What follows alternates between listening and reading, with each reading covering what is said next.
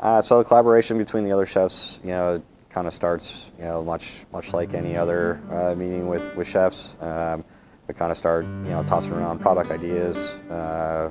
Who's kind of going to take, this ingredient or that ingredient.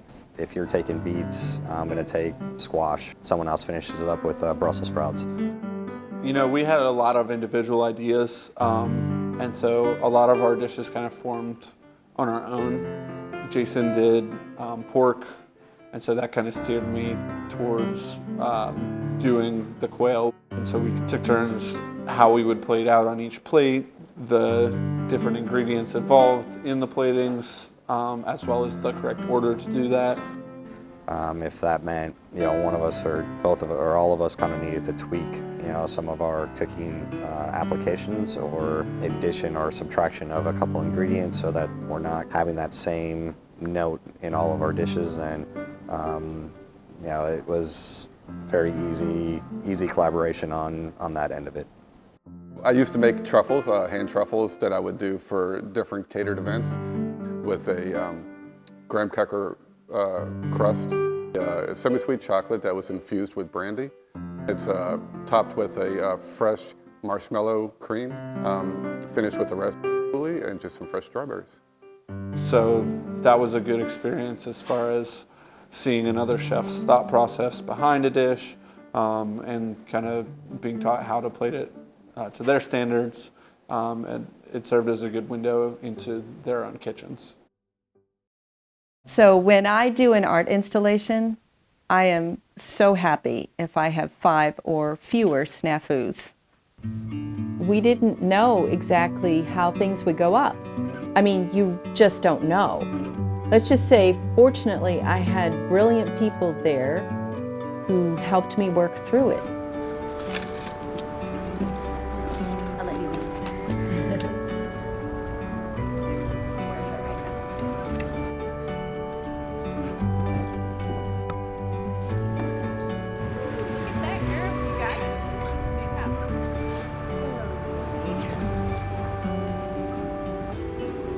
if we can get them where we are hoping. So the goal was to have the 2-dimensional pieces up as quickly as possible, and then to let Melissa work at her leisure. Of course, I wanted all the art pieces to come in at once, but I'm glad it was much more staggered. And the planning was very good. Melissa and I had laid it out very carefully, and we really didn't deviate from the plan. Richard McWhorter was great. He helped each artist get their pieces up on the wall. Ultimately, he was responsible for making sure they could hang from the wall. But each artist also knew they had to stay there and help.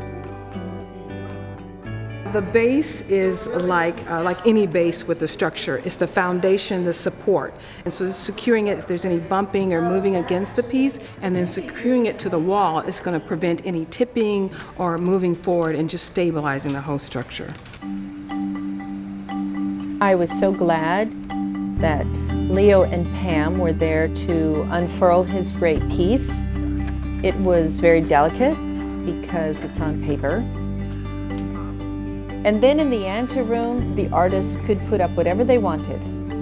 That was important because for an artist to be involved, they needed to be able to show more than just one piece, and the restrictions had to be off.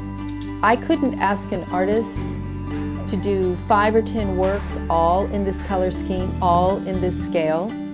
They had to be able to show whatever they wanted to. And fortunately, the space accommodated this so that they could sell.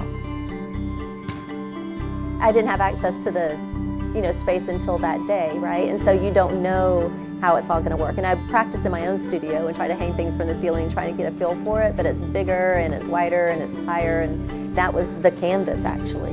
And so now here's all these, my shapes and my forms and my colors. But this is my first opportunity to actually arrange it in this space.